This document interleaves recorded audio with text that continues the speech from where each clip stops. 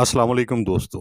Programme ਚੂੰਡੀਆਂ 'ਚ ਮੈਂ ਹਾਂ ਤੁਹਾਡਾ ਮਜਮਾਨ ਹਕੀਮ ਅਹਿਮਦ ਨਈਮ ਮਰਸ਼ਦ ਅਤੇ ਅੱਜ ਸਾਡੇ ਨਾਲ ਨੇ ਸਾਡੇ ਖਾਸ ਪ੍ਰਾਹੁਣੇ ਮਾਰੂਫ ਸ਼ਾਇਰ ਅਦੀਬ ਅਤੇ ਆਫਿਸਰ ਪੰਜਾਬ ਪੁਲਿਸ ਜਨਾਬ ਸਾਜਿਦ ਦਾਰੋਗਾ ਜੀ। ਸਾਜਿਦ ਦਾਰੋਗਾ ਉਹਨਾਂ ਨਾਲ ਅਸੀਂ ਅੱਜ ਕਰਾਂਗੇ ਪੰਜਾਬ ਪੁਲਿਸ ਦੇ ਬਾਰੇ 'ਚ ਕੁਝ ਗੱਲਾਂ।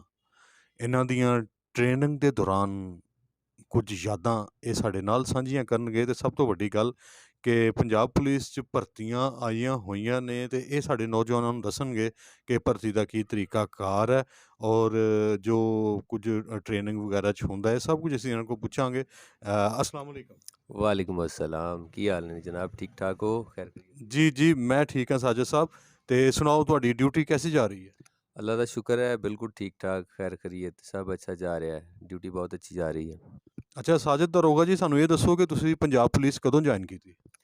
ਮੈਂ 2004 ਦੇ ਵਿੱਚ ਪੰਜਾਬ ਪੁਲਿਸ ਨੂੰ ਜੁਆਇਨ ਕੀਤਾ ਤੇ ਬਤੌਰੇ ਕਾਂਸਟੇਬਲ। ਉਸ ਤੋਂ ਬਾਅਦ 2016 ਦੇ ਵਿੱਚ ਮੈਂ ਪਬਲਿਕ ਸਰਵਿਸ ਕਮਿਸ਼ਨ ਤੋਂ ASI ਭਰਤੀ ਹੋਇਆ ਤੇ ਹੁਣ ਨੌਕਰੀ ਚੱਲ ਰਹੀ ਹੈ। Very good. ਅਤੇ ਹੁਣ ਅੱਗੇ ਜਿਹੜਾ ਨਾ ਅੱਲਾ ਖੈਰ ਕਰੇ ਤੁਸੀਂ ਤਰੱਕੀਆਂ ਕਰਦੇ ਜਾਓਗੇ। ਅਤੇ ਸਾਨੂੰ ਇਹ ਦੱਸੋ ਕਿ ਅੱਜ ਕੱਲ੍ਹ ਪੰਜਾਬ ਪੁਲਿਸ ਦੇ ਵਿੱਚ ਭਰਤੀਆਂ ਆਈਆਂ ਹੋਈਆਂ ਨੇ, ਕਾਫੀ ਇਸ਼ਤਿਹਾਰ ਗਰਦਿਸ਼ ਕਰ ਰਹੇ ਨੇ, ਅਤੇ ਤੁਸੀਂ ਦੱਸੋ ਕਿ ਸਾਡੇ ਅੱਗੇ ਜਿਹੜੇ ਸਾਡੀ ਨੌਜਵਾਨ ਨਸਲ ਹੈ ਅਗਰ ਉਹ ਪੰਜਾਬ ਪੁਲਿਸ ਨੂੰ ਜੁਆਇਨ ਕਰਕੇ ਪੰਜਾਬ ਦੀ ਖਿਦਮਤ ਕਰਨਾ ਚਾਹੁੰਦੇ ਨੇ ਤੇ ਉਹਨਾਂ ਦਾ ਕੀ ਤਰੀਕਾਕਾਰ ਹੋਵੇਗਾ, ਕਿਵੇਂ ਉਹ ਆਪਣਾ ਇਹ ਜੋ ਵੀ ਇਹਨਾਂ ਦਾ ਪ੍ਰੋਸੈਸ ਹੈ ਉਹ ਕੀ ਹੋਏਗਾ? ਜੀ ਬਾਕਾਇਦਾ ਤੌਰ ਤੇ ਇਹਦੇ ਵੱਲੋਂ ਅਨਾਊਂਸਮੈਂਟ ਹੁੰਦੀ ਹੈ ਸਰਕਾਰ ਵੱਲੋਂ, ਉਹ ਵੈਕੈਂਸੀਜ਼ ਆਉਂਦੀਆਂ ਨੇ ਤੇ ਉਸ ਤੋਂ ਬਾਅਦ ਫਿਰ ਤੁਸੀਂ ਉਹਦੇ 'ਤੇ ਅਪਲਾਈ ਕਰ ਸਕਦੇ ਹੋ। ਉਹਦੇ ਮੁਤਲਕਾ ਪੁਆਇੰਟ 'ਤੇ ਜਾ ਕੇ, ਮੁਤਲਕਾ ਦਫ਼ਤਰ ਵਿੱਚ ਜਾ ਕੇ, ਜ਼ਿਲ੍ਹੀ ਦਫ਼ਤਰ ਦੇ ਵਿੱਚ ਜਾ ਕੇ ਉੱਥੇ ਤੁਹਾਨੂੰ ਕੋਈ ਫਾਰਮ ਮਿਲਦਾ ਹੈ, ਉਹ ਤੁਸੀਂ ਪੁਰ ਕਰਨਾ ਹੈ, ਉਹਦੇ ਨਾਲ ਆਪਣੇ ਡਾਕੂਮੈਂਟਸ ਅਟੈਚ ਕਰਨੇ ਨੇ, ਇਸ ਤਰ੍ਹਾਂ ਤੁਸੀਂ ਅਪਲਾਈ ਕਰ ਸਕਦੇ ਹੋ।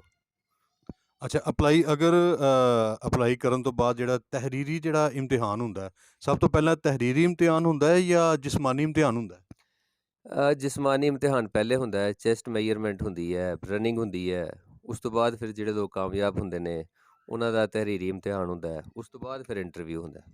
ਅੱਛਾ, ਤਹਿਰੀਰੀ ਇਮਤਿਹਾਨ ਕਿਸ ਕਿਸਮ ਦਾ ਹੁੰਦਾ? ਉਹਦੇ 'ਚ ਮਸਲਨ ਕਿਸ ਕਿਸਮ ਦੇ ਸਵਾਲਾਤ ਹੁੰਦੇ ਨੇ? ਸਾਡੇ ਸੁਣਨ ਵਾਲੇ ਜਿਹੜੇ ਨੌਜਵਾਨ ਨੇ ਉਹਨਾਂ ਨੂੰ ਪਤਾ ਚੱਲੇ, ਮਸਲਨ ਕੈਸੇ ਸਵਾਲ ਹੁੰਦੇ ਨੇ? ਤਹਿਰੀਰੀ ਇਮਤਿਹਾਨ ਦਾ ਬਾਕਾਇਦਾ ਇੱਕ ਕ੍ਰਾਈਟੇਰੀਆ ਹੁੰਦਾ ਹੈ ਜਿਹਦੇ ਵਿੱਚ ਮਖਸੂਸ ਹਿੱਸਾ ਮੈਥ ਦਾ ਹੁੰਦਾ ਹੈ, ਇੰਗਲਿਸ਼ ਦਾ ਹੁੰਦਾ ਹੈ ਔਰ ਸੋਸ਼ਲ ਸਟੱਡੀਜ਼ ਦਾ ਹੁੰਦਾ ਹੈ, ਜਨਰਲ ਨੌਲੇਜ ਦਾ ਹੁੰਦਾ ਹੈ। ਇਹ ਉਹ ਕ੍ਰਾਈਟੇਰੀਆ ਇੱਕ ਪਹਿਲੇ ਬਣਾ ਦਿੱਤਾ ਜਾਂਦਾ ਹੈ। ਉਹਦੇ ਵਾਸਤੇ ਮਾਰਕੀਟ ਦੇ ਵਿੱਚ ਕਿਤਾਬਾਂ ਵੀ ਦਸਤਿਆਬ ਹੁੰਦੀਆਂ ਨੇ ਜਿੱਥੋਂ ਗਾਈਡਲਾਈਨ ਮਿਲਦੀ ਹੈ ਬੰਦੇ ਨੂੰ। ਕੀ ਇਹ ਮਾਰੂਜ਼ੀ ਤਰਜ਼ ਦਾ ਹੁੰਦਾ ਹੈ? ਹਾਂ, ਮਾਰੂਜ਼ੀ ਤਰਜ਼ ਦਾ ਹੁੰਦਾ ਹੈ। ਬਾਅਦ ਦਫਾ ਕੋਈ ਇੰਗਲਿਸ਼ ਐਸੇ ਵਿੱਚ ਆ ਜਾਂਦਾ ਹੈ, ਉਹ ਫਿਰ ਉਹ ਜਿਹੜਾ ਕ੍ਰਾਈਟੇਰੀਆ ਹੈ ਮਾਰੂਜ਼ੀ ਜ਼ਿਆਦਾ ਹੈ, ਉਹ ਕੋਈ ਇੱਕ ਅੱਧਾ ਐਸੇ ਹੈ ਤੇ ਉਹ ਫਿਰ ਨਾਲ ਐਸੇ ਕਰਨਾ ਹੁੰਦਾ। ਅੱਛਾ, ਇਹਦੇ 'ਚ ਕਿਆ ਕੋਈ ਲਿਟਰੇਚਰ ਦੇ ਮੁਤਲਕ ਵੀ ਸਵਾਲਾਤ ਹੁੰਦੇ ਨੇ? ਜੀ ਜੀ ਬਿਲਕੁਲ, ਉਰਦੂ ਅਦਬ ਦੇ ਹਵਾਲੇ ਨਾਲ ਵੀ ਉਹਦਾ ਪੋਰਸ਼ਨ ਹੁੰਦਾ ਇੱਕ, ਤੇ ਪੰਜਾਬੀ ਅਦਬ ਦੇ ਹਵਾਲੇ ਨਾਲ ਵੀ ਕੋਈ ਪੋਰਸ਼ਨ ਹੁੰਦਾ ਜੇ? ਜਨਰਲ ਨੌਲੇਜ ਦੇ ਵਿੱਚ ਤਮਾਮ ਕਿਸਮ ਦੇ ਸਵਾਲ ਆ ਸਕਦੇ ਨੇ। ਅੱਛਾ ਚਲੋ, ਤਹਿਰੀਰੀ ਇਮਤਿਹਾਨ 'ਚੋਂ ਕਾਮਯਾਬ ਹੋਣ ਤੋਂ ਬਾਅਦ ਅੱਗੇ ਜਿਹੜਾ ਇੰਟਰਵਿਊ ਦਾ ਮਰਹਲਾ ਹੁੰਦਾ ਹੈ, ਇੰਟਰਵਿਊ 'ਚ ਕਿਸ ਕਿਸਮ ਦੇ ਸਵਾਲਾਤ ਹੁੰਦੇ ਨੇ? ਅਸਲ ਵਿੱਚ ਇੰਟਰਵਿਊ ਜਿਹੜਾ ਹੈ ਉਹ ਤੁਹਾਡੀ ਸ਼ਖਸੀਅਤ ਦੀ ਪਰਖ ਵਾਸਤੇ ਹੁੰਦਾ ਹੈ ਕਿ ਤੁਹਾਡੇ ਕੋਲ ਨੌਲੇਜ ਤੇ ਹੈ ਲੇਕਿਨ ਤੁਸੀਂ ਕਿਆ ਬੋਲਣ ਦੀ ਤਾਕਤ ਰੱਖਦੇ ਹੋ ਜਾਂ ਤੁਹਾਡੇ 'ਚ ਕੌਨਫੀਡੈਂਸ ਕਿੰਨਾ ਕੁ ਹੈ, ਉਹਦੇ ਹਵਾਲੇ ਨਾਲ ਇੰਟਰਵਿਊ 'ਚ ਜਾਣ ਪਰਖ ਹੁੰਦੀ ਹੈ। ਸਹੀ। ਅੱਛਾ ਚਲੋ, ਇੰਟਰਵਿਊ ਵੀ ਫਰਜ਼ ਕੀਤਾ ਕਿ ਹੋ ਗਿਆ, ਸਭ ਕੁਝ ਹੋ ਗਿਆ, ਕਲੀਅਰ ਹੋ ਗਿਆ। ਉਸ ਤੋਂ ਬਾਅਦ ਜਿਹੜਾ ਅਗਲਾ ਮਰਹਲਾ ਹੈ ਟ੍ਰੇਨਿੰਗ ਦਾ, ਟ੍ਰੇਨਿੰਗ ਤੁਸੀਂ ਵੀ ਟ੍ਰੇਨਿੰਗ ਕੀਤੀ, ਟ੍ਰੇਨਿੰਗ 'ਚ ਕੀ ਔਕੜਾਂ ਹੁੰਦੀਆਂ ਨੇ? ਅੱਜ ਅਸੀਂ ਤੁਹਾਡੇ ਕੋਲੋਂ ਪੁੱਛਾਂਗੇ ਟ੍ਰੇਨਿੰਗ 'ਚ ਕੀ ਮੁਸ਼ਕਿਲਾਂ ਹੁੰਦੀਆਂ ਨੇ, ਕੀ ਖੁਸ਼ਗਵਾਰ ਲਮਹੇ ਹੁੰਦੇ ਨੇ, ਕੀ ਆਪਣਾ ਕਿਹੜੀ ਤਲਖ ਯਾਦ ਅਤੇ ਕਿਹੜੀ ਖੁਸ਼ਗਵਾਰ ਯਾਦ ਤੁਹਾਡੇ ਨਾਲ ਵਾਬਸਤਾ ਹੈ, ਇਹ ਜ਼ਰਾ ਸਾਡੇ ਨੌਜਵਾਨਾਂ ਨੂੰ ਤੁਸੀਂ ਦੱਸੋ।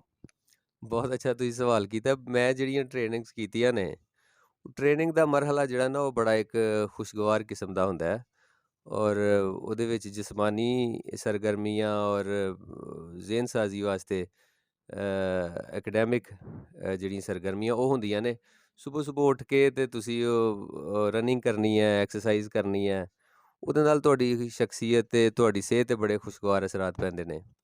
ਔਰ ਜਿਹੜਾ ਤੁਸੀਂ ਐਕੈਡੈਮਿਕ ਹਵਾਲੇ ਨਾਲ ਗੱਲ ਹੈ, ਉਹਦੇ 'ਚ ਤੁਸੀਂ ਸਾਡੇ ਮੁਖਤਲਿਫ ਕਿਸਮ ਦੇ ਸਬਜੈਕਟ ਸ਼ਾਮਲ ਹੁੰਦੇ ਨੇ।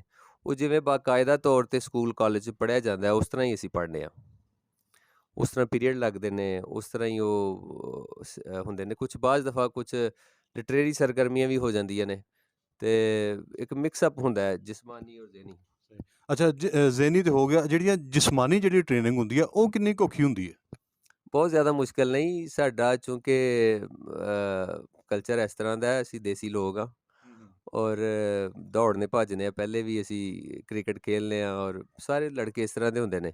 ਉਹ ਕੋਈ ਜ਼ਿਆਦਾ ਮੁਸ਼ਕਿਲ ਨਹੀਂ ਹੁੰਦਾ। ਬਹਰਹਾਲ ਹੈ ਕਿ ਉਹਦੇ ਨਾਲ ਜਿਸਮਾਨੀ ਜਿਹੜੀ ਸਾਡਾ ਮੁਦਾਫਤ ਹੈ ਉਹ ਮਜ਼ੀਦ ਵੱਧ ਜਾਂਦੀ ਹੈ। ਅੱਛਾ, ਇਹ ਜਿਹੜੀ ਟ੍ਰੇਨਿੰਗ ਹੁੰਦੀ ਹੈ ਇਹ ਤੁਸੀਂ ਦੱਸੋ ਕਿ ਜਿਹੜੇ CSP ਆਫੀਸਰਸ ਆਉਂਦੇ ਨੇ ਅਤੇ ਇੱਕ ਕਾਂਸਟੇਬਲ ਹੁੰਦਾ, ਕਿਆ ਇਹਨਾਂ ਸਾਰਿਆਂ ਦੀ ਟ੍ਰੇਨਿੰਗ ਬਿਲਕੁਲ ਇੱਕੋ ਜਿਹੀ ਹੁੰਦੀ ਹੈ? ਹਰ ਜਿਹੜਾ ਕ੍ਰਾਈਟੇਰੀਆ ਹੈ ਉਹ ਆਫੀਸਰਸ ਦਾ ਔਰ ਕਾਂਸਟੇਬਲਸ ਦਾ, ਉਹਦੇ ਵਿੱਚ ਕੁਛ ਫ਼ਰਕ ਹੁੰਦਾ ਹੈ। ਲੇਕਿਨ ਇਹ ਕਿ ਜਿਸਮਾਨੀ ਤਰਬੀਅਤ ਤਮਾਮ ਲੋਕਾਂ ਦੀ ਜਿਹੜੀ ਹੈ ਨਾ ਉਹ ਤਕਰੀਬਨ ਯਕਸਾ ਹੁੰਦੀ ਹੈ। ਅੱਛਾ, ਜਿਸਮਾਨੀ ਤਰਬੀਅਤ ਵੀ ਹੋ ਗਈ, ਠੀਕ ਹੈ ਜੀ, ਟ੍ਰੇਨਿੰਗ ਸੈਸ਼ਨ ਵੀ ਹੋ ਗਿਆ। ਹੁਣ ਉਸ ਤੋਂ ਬਾਅਦ ਜਦੋਂ ਡਿਊਟੀ ਜੁਆਇਨ ਕਰਦੇ ਨੇ ਉਸ ਤੋਂ ਪਹਿਲੇ ਆਪਣਾ ਇਖਲਾਕੀ ਤਰਬੀਅਤ ਵਾਸਤੇ ਕੀ ਕੀਤਾ ਜਾਂਦਾ? ਇਖਲਾਕੀ ਤਰਬੀਅਤ ਵਾਸਤੇ ਜਿਹੜੇ ਸਾਡੇ ਟ੍ਰੇਨਿੰਗ ਇੰਸਟੀਟਿਊਸ਼ਨਸ ਨੇ ਉਹਨਾਂ 'ਚ ਬਾਕਾਇਦਾ ਤੌਰ 'ਤੇ ਜਨਰਲ ਇਖਲਾਕੀਆ ਦਾ ਸਬਜੈਕਟ ਸ਼ਾਮਿਲ ਹੁੰਦਾ ਹੈ। ਉਹ ਸਾਨੂੰ ਉਹਦੇ 'ਚ ਪੜ੍ਹਾਇਆ ਜਾਂਦਾ ਹੈ ਕਿ ਅਸੀਂ ਜਿਹੜਾ ਸਾਡਾ ਇਖਲਾਕ ਹੈ ਉਹ ਅੱਛਾ ਹੋਣਾ ਚਾਹੀਦਾ ਹੈ, ਸਾਨੂੰ ਗੁੱਸੇ 'ਤੇ ਕੰਟਰੋਲ ਹੋਣਾ ਚਾਹੀਦਾ ਹੈ, ਕਿਸੇ ਵੀ ਸਿਚੁਏਸ਼ਨ ਨੂੰ ਹੈਂਡਲ ਕਰਨ ਵਾਸਤੇ ਅਸੀਂ ਉਹ ਜਿਹੜਾ ਲੋਕਾਂ ਦੀ ਨਫਸੀਆਤ ਹੈ ਉਹਦੇ ਮੁਤਾਬਕ ਕੰਮ ਕਰਨਾ ਹੈ। ਔਰ ਚੂੰਕਿ ਇੱਕ ਪ੍ਰੋਫੈਸ਼ਨ ਹੀ ਐਸਾ ਹੈ ਕਿ ਲੋਕਾਂ ਦੇ ਜਾਨੋ ਮਾਲ ਦੀ ਹਿਫਾਜ਼ਤ ਵਾਸਤੇ ਬੜਾ ਅੱਛਾ ਪ੍ਰੋਫੈਸ਼ਨ ਹੈ। ਉਹ ਫਿਰ ਜਾਨੋ ਮਾਲ ਦੀ ਹਿਫਾਜ਼ਤ ਜਦੋਂ ਕਰਨੀ ਹੈ ਅਤੇ ਉਹ ਜਦੋਂ ਇੱਕ ਕਰਾਊਡ ਹੁੰਦਾ ਹੈ ਜਾਂ ਲਾਅ ਐਂਡ ਆਰਡਰ ਨੂੰ ਅਸੀਂ ਮੇਨਟੇਨ ਕਰਨਾ ਹੈ, ਉਹਦੇ ਹਵਾਲੇ ਨਾਲ ਸਾਨੂੰ ਬਾਕਾਇਦਾ ਤੌਰ 'ਤੇ ਜ਼ਾਹਿਰ ਹੈ ਉਹਦੀ ਇਖਲਾਕੀ ਤਰਬੀਅਤ ਮਿਲਣੀ ਚਾਹੀਦੀ ਹੈ। ਜਿਹੜੀ ਮਿਲਦੀ ਹੈ ਉਹਦੇ ਮੁਤਾਬਕ ਫਿਰ ਅਸੀਂ ਕੰਮ ਕਰਨਾ। ਵੈਰੀ ਗੁੱਡ, ਬਹੁਤ ਅੱਛਾ। ਅੱਛਾ, ਮੈਂ ਇੱਕ ਸਵਾਲ ਭੁੱਲ ਗਿਆ ਮੈਨੂੰ ਤੁਹਾਡਾ। ਟ੍ਰੇਨਿੰਗ ਸੈਸ਼ਨ ਦੇ ਦੌਰਾਨ ਕੋਈ ਆਪਣਾ ਕੋਈ ਖੁਸ਼ਗਵਾਰ ਕਿਸਮ ਦਾ ਕੋਈ ਵਾਕਿਆ ਤਾਂ ਦੱਸੋ, ਕੋਈ ਟ੍ਰੇਨਿੰਗ ਦੇ ਦੌਰਾਨ ਜਿਹੜਾ ਤੁਹਾਡੇ ਨਾਲ ਪੇਸ਼ ਆਇਆ ਹੋਏ ਜਾਂ ਤੁਹਾਡੇ ਕਿਸੇ ਸੰਗੀ ਸਾਥੀ ਨਾਲ ਪੇਸ਼ ਆਇਆ ਹੋਏ? ਬੇਸ਼ੁਮਾਰ ਕਿਸਮ ਦੇ ਵਾਕਿਆਤ ਨੇ। ਇੱਕ ਸਿਰਫ ਦੱਸ ਦਿਓ। ਇੱਕ ਪੁਲਿਸ ਕਾਲਜ ਸਿਹਾਲਾ ਦੇ ਵਿੱਚ ਮੈਂ ਟ੍ਰੇਨਿੰਗ ਕਰ ਰਿਹਾ ਸੀ ਅਤੇ ਦੌਰਾਨੇ ਰਨਿੰਗ ਮੇਰਾ ਪੈਰ ਫ੍ਰੈਕਚਰ ਹੋ ਗਿਆ ਔਰ ਪੈਰ ਫ੍ਰੈਕਚਰ ਹੋਣ ਤੋਂ ਬਾਅਦ ਫਿਰ ਜ਼ਾਹਿਰ ਹੈ ਮੈਨੂੰ ਇੱਕ ਮੈਡੀਕਲ ਰੈਸਟ 'ਤੇ ਰਹਿਣਾ ਪਿਆ ਅਤੇ ਉਹ ਮੈਡੀਕਲ ਰੈਸਟ 'ਤੇ ਫਿਰ ਮੇਰਾ ਇੱਕ ਬੜਾ ਜਿਹੜਾ ਨਾ ਉਹ ਬਾਉਂਡ ਸ਼ੈਡਿਊਲ ਸੀ ਟ੍ਰੇਨਿੰਗ ਦਾ। ਉਹ ਫਿਰ ਉਹਦੇ ਵਿੱਚ ਕੁਛ ਮੈਨੂੰ ਟਾਈਮ ਮਿਲ ਗਿਆ, ਕੁਛ ਬਹੁਤ ਸਾਰੇ ਦੋਸਤਾਂ ਨਾਲ ਫਿਰ ਮੁਲਾਕਾਤਾਂ ਹੋਈਆਂ ਔਰ ਉਹ ਜਿਹੜਾ ਨਾ ਉਹ ਫਿਰ ਦੋਸਤਾਂ ਵਿੱਚ ਬੜੀ ਹੱਸੀ ਮਜ਼ਾਕ ਚੱਲਦਾ ਸੀ। ਯਾਨੀ ਕਿ ਉਹ ਪੰਜਾਬੀ 'ਚ ਕਹਿੰਦੇ ਨੇ ਕੁੱਬੇ ਦੇ ਲੱਤ ਵੱਜੀ ਉਹਦਾ ਕੁੱਬ ਸਿੱਧਾ ਹੋ ਗਿਆ, ਤੁਹਾਡਾ ਵੀ ਕੁੱਬੇ ਵਾਲਾ ਹਿਸਾਬ ਹੋਇਆ? ਨਹੀਂ, ਬਹੁਤ ਸਾਰੇ ਦੋਸਤ ਸ਼ਿਕਾਇਤ ਕਰਦੇ ਸੀ ਜੀ ਟਾਈਮ ਨਹੀਂ ਮਿਲਦਾ ਜਾਂ ਟਾਈਮ ਨਹੀਂ ਮੈਂ ਦੇ ਪਾਉਂਦਾ ਉਹਨਾਂ ਨੂੰ। ਜ਼ਾਹਿਰ ਹੈ ਇੱਕ ਉਹ ਟਫ ਸ਼ੈਡਿਊਲ ਹੁੰਦਾ ਸਾਡਾ। ਅੱਛਾ, ਚਲੋ ਟ੍ਰੇਨਿੰਗ ਸੈਸ਼ਨ ਦੀਆਂ ਵੀ ਗੱਲਾਂ ਬਾਤਾਂ ਹੋ ਗਈਆਂ, ਸਭ ਕੁਝ ਹੋ ਗਿਆ। ਅੱਛਾ, ਇਹ ਦੱਸੋ, ਇੱਕ ਪਰਸਨਲੀ ਸਵਾਲ ਇੱਕ ਕਰ ਲਈਏ ਕਿ ਅਕਸਰ ਦੇਖਿਆ ਜਾਂਦਾ ਕਿ ਪੁਲਿਸ ਵਾਲਿਆਂ ਦਾ ਰਵੱਈਆ ਬੜਾ ਸਖਤ ਹੁੰਦਾ ਹੈ। ਪਹਿਲੇ ਹੁਣ ਤਾਂ ਫਿਰ ਬੜਾ ਜਿਹੜਾ ਨਾ ਉਹ ਆ ਗਏ ਨੇ ਅੱਗੇ, ਜਵਾਨ ਜਿਹੜੇ ਨਵੇਂ ਆਏ ਨੇ, ਬੜਾ ਉਹਨਾਂ ਦਾ ਧੀਮਾ ਲਹਿਜਾ ਹੁੰਦਾ, ਬੜੇ ਪਿਆਰ ਵਾਲੇ ਲਹਿਜੇ ਨਾਲ ਗੁਫ਼ਤਗੂ ਕਰਦੇ ਨੇ। ਲੇਕਿਨ ਅਕਸਰ ਜਿਹੜਾ ਉਹ ਹੁੰਦਾ ਹੈ ਉਹ ਸਖਤ ਅਤੇ ਕਰਖਤ ਤੇ ਦੇਖ ਕੇ ਡਰ ਆਉਂਦਾ, ਤਰਾਹ ਲੱਗਦਾ ਪੁਲਿਸ ਵੱਲ ਵੇਖ ਕੇ। ਇਹਦੀ ਕੀ ਵਜ੍ਹਾ? ਪੁਲਿਸ ਦਾ ਇੱਕ ਇਮੇਜ ਬਣਿਆ ਹੋਇਆ ਹੈ ਬਦਕਿਸਮਤੀ ਨਾਲ, ਪੁਰਾਣਾ ਇੱਕ, ਕਿ ਜਿੱਥੋਂ ਲੋਕ ਸਮਝਦੇ ਨੇ ਕਿ ਸ਼ਾਇਦ ਕੋਈ ਖੌਫ ਖਾਂਦੇ ਨੇ, ਲੇਕਿਨ ਐਸੀ ਗੱਲ ਨਹੀਂ ਹੈ। ਹੁਣ ਜਿਹੜੇ ਲੋਕ ਡਿਪਾਰਟਮੈਂਟ ਦੇ ਵਿੱਚ ਆਉਂਦੇ ਨੇ ਉਹਨਾਂ ਦੀ ਤਰਬੀਅਤ ਬਹੁਤ ਅੱਛੀ ਹੁੰਦੀ ਹੈ, ਫਿਰ ਉਹ ਅਦਾਰਿਆਂ ਤੋਂ ਅੱਛੇ ਅਦਾਰਿਆਂ ਤੋਂ ਪੜ੍ਹੇ ਹੋਏ ਨੇ, ਉਹਨਾਂ ਦਾ ਲਬੋ ਲਹਿਜਾ ਬਹੁਤ ਅੱਛਾ ਹੈ। ਫਿਰ ਉਹ ਲੋਕ ਨੇ ਜਿਹੜੇ ਪਹਿਲੇ ਸਮਝਦੇ ਸੀ ਬਤੌਰ ਸਿਵਿਲੀਅਨ ਕਿ ਡਿਪਾਰਟਮੈਂਟ ਸ਼ਾਇਦ ਇਸ ਤਰ੍ਹਾਂ ਦਾ ਹੈ, ਉਹ ਫਿਰ ਇੱਕ ਇਨਸਾਨ ਦੇ ਅੰਦਰ ਇੱਕ ਗੱਲ ਹੁੰਦੀ ਹੈ ਕਿ ਇਨਸਾਨ ਜਿਹੜਾ ਨਾ ਉਹ ਜਦੋਂ ਜਾਂਦਾ ਉਹ ਕਹਿੰਦਾ ਮੈਂ ਬਿਹਤਰੀ ਲਿਆਵਾਂਗਾ। ਕੁਛ ਤਰਬੀਅਤ ਵੀ ਅੱਛੀ ਹੁੰਦੀ ਹੈ ਔਰ ਕੁਛ ਲੋਕ ਵੀ ਅੱਛੇ ਆ ਰਹੇ ਨੇ। ਬਹਰਹਾਲ ਆਸਤਾ ਆਸਤਾ ਜਿਹੜਾ ਨਾ ਉਹ ਡਿਪਾਰਟਮੈਂਟ ਇਨਸ਼ਾਅੱਲਾ ਮਜ਼ੀਦ ਅੱਛਾ ਹੁੰਦਾ ਜਾਵੇਗਾ। ਤੁਸੀਂ ਕੀ ਵੇਖਦੇ ਹੋ, ਅਸੀਂ ਮੁਸਤਕਬਲ ਕਰੀਬ 'ਚ ਜਾਂ ਹੋਰ ਥੋੜ੍ਹਾ ਜਿਹਾ ਦੂਰ ਚਲਾ ਜਾਈਏ, ਕਿਆ ਅਸੀਂ ਵੀ ਜਿਹੜੇ ਤਰੱਕੀ ਯਾਫਤਾ ਮਮਾਲਕ ਦੀ ਜਿਹੜੀ ਪੁਲਿਸ ਹੈ, ਕਿਆ ਸਾਡੀ ਪੁਲਿਸ ਦਾ ਸ਼ੁਮਾਰ ਵੀ ਉਸ ਪੁਲਿਸ ਵਿੱਚ ਹੋਵੇਗਾ? ਅਸਲ ਦੇ ਵਿੱਚ ਸਾਡੇ ਅਦਾਰਿਆਂ ਦੇ ਬਹੁਤ ਸਾਰੇ ਮਾਮਲਾਤ ਨੇ ਜਿਹੜੇ ਸਾਡੇ ਮੁਆਸ਼ੀਆਤ ਦੇ ਨਾਲ ਜੁੜੇ ਹੋਏ ਨੇ। ਸਾਡਾ ਜਿਹੜਾ ਓਵਰਆਲ ਦੂਸਰੇ ਡਿਪਾਰਟਮੈਂਟ ਵੀ ਨੇ, ਜਿਉਂ ਸਾਡਾ ਮੁਆਸ਼ਰਾ ਮਾਲੀ ਲਿਹਾਜ਼ ਨਾਲ ਔਰ ਮੁਆਸ਼ੀ ਤੌਰ 'ਤੇ ਤਰੱਕੀ ਕਰਦਾ ਜਾਵੇਗਾ, ਮੇਰਾ ਖਿਆਲ ਹੈ ਸਾਡੇ ਅਦਾਰੇ ਮਜ਼ੀਦ ਬਿਹਤਰ ਹੁੰਦੇ ਜਾਣਗੇ। ਬਹੁਤ ਅੱਛਾ, ਬਹੁਤ ਅੱਛਾ।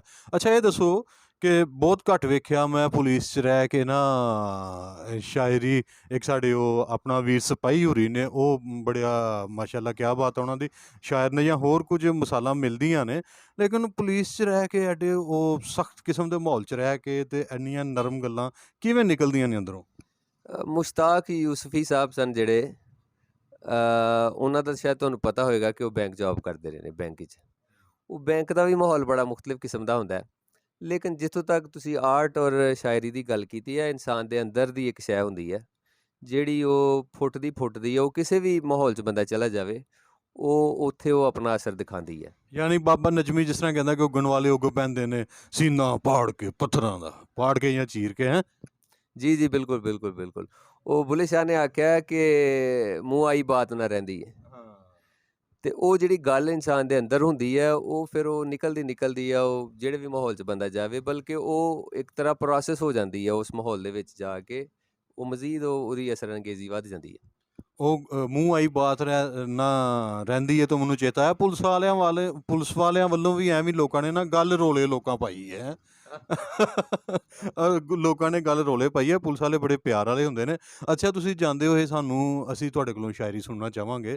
ਸਾਡੇ ਜਿਹੜੇ ਵੇਖ ਰਹੇ ਨੇ ਸਾਡੇ ਨੌਜਵਾਨ, ਜਿਨ੍ਹਾਂ ਨੇ ਜਨਾਬ ਇਸ ਪੰਜਾਬ ਪੁਲਿਸ ਦਾ ਜਿਹੜਾ ਮੁਸਤਕਬਿਲ ਆ ਉਹ ਸਾਨੂੰ ਵੇਖ ਰਿਹਾ, ਅਤੇ ਤੁਸੀਂ ਮੁਸਤਕਬਿਲ ਨੂੰ ਕੋਈ ਆਪਣੀ ਸੋਹਣੀ ਜੀ ਚੁੰਦੀ ਕਿਉਂਕਿ ਤੁਸੀਂ ਉਰਦੂ ਕਹਿੰਦੇ ਹੋ, ਉਰਦੂ ਗਜ਼ਲ ਕੋਈ ਅੱਛੀ ਜੀ ਸੁਣਾਓ, ਤਾਂ ਜੇ ਉਹ ਟ੍ਰੇਨਿੰਗ ਦੇ ਦੌਰਾਨ ਵੀ ਅਤੇ ਆਪਣਾ ਟੈਸਟ ਦੇਣ ਦੇ ਦੌਰਾਨ ਵੀ ਤੁਹਾਡੀ ਗਜ਼ਲ ਨੂੰ ਜ਼ੇਨ 'ਚ ਰੱਖਣ। ਦੇਖੋ, ਵੈਸੀਅਤ ਤੇ ਅਦਾਰੇ ਦਾ ਮੈਂਬਰ ਹੋਣ ਦੇ, ਜਿਵੇਂ ਸਾਡੀ ਜ਼ਿੰਮੇਦਾਰੀ ਹੈ ਤਮਾਮ ਲੋਕਾਂ ਦੇ ਜਾਨੋ ਮਾਲ ਦੀ ਹਿਫਾਜ਼ਤ ਕਰਨਾ, ਉਹਦੇ ਮੁਨਾਸਬਤ ਨਾਲ ਹੀ ਮੈਂ ਤੁਹਾਨੂੰ ਇੱਕ ਦੋ ਸ਼ੇਰ ਸੁਣਾਨਾ ਕਿ ਇਸ नगरी में बसने वाले सारे चेहरे मेरे हैं, इस नगरी में बसने वाले सारे चेहरे मेरे हैं, मस्जिद गुरुद्वारे मेरे, मंदिर गिरजे मेरे हैं।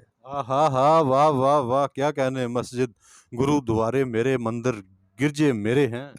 साजिद जो दीवार पे लिखा हाल है वो भी मेरा है, साजिद जो दीवार पे लिखा हाल है वो भी मेरा है, और जो कब्रों के ऊपर लिखे हैं कतबे मेरे हैं।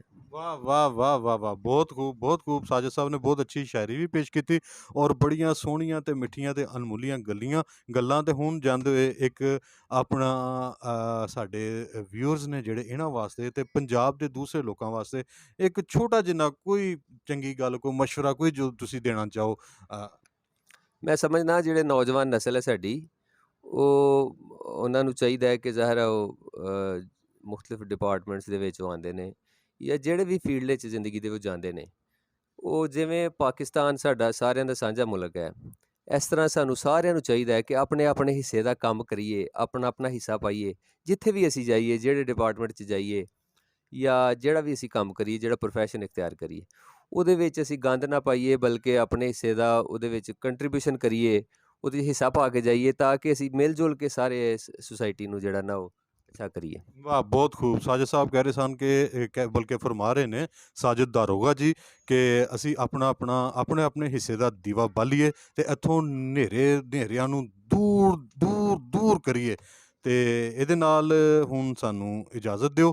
ਅੱਲਾਹ ਤਾਲਾ ਤੁਹਾਨੂੰ ਸਲਾਮਤ ਰੱਖੇ, ਤੁਹਾਨੂੰ ਸਾਰਿਆਂ ਨੂੰ ਆਬਾਦ ਰੱਖੇ, ਔਰ ਤੁਹਾਡੇ ਲਈ ਚੰਗੀ ਨੌਕਰੀ ਦਾ ਅਰੇਂਜ ਕਰੇ। ਲਓ ਨੌਜਵਾਨੋ, ਮੈਨੂੰ ਪਤਾ ਤੁਸੀਂ ਇਨਸ਼ਾਅੱਲਾ ਪੰਜਾਬ ਪੁਲਿਸ ਨਾਲ ਜੁੜ ਕੇ ਅਤੇ ਇਸ ਮੁਲਕ ਦੀ ਖਿਦਮਤ ਕਰੋਗੇ। ਮੈਨੂੰ ਆਪਣੇ ਮੇਜ਼ਬਾਨ ਹਕੀਮ ਅਹਿਮਦ ਨਈਮ ਮਰਸ਼ਦ ਅਤੇ ਸਾਡੇ ਪ੍ਰਾਹੁਣੇ ਜਨਾਬ ਸਾजिद ਦਾਰੋਗਾ ਹੋਰਾਂ ਨੂੰ ਇਜਾਜ਼ਤ ਦਿਓ।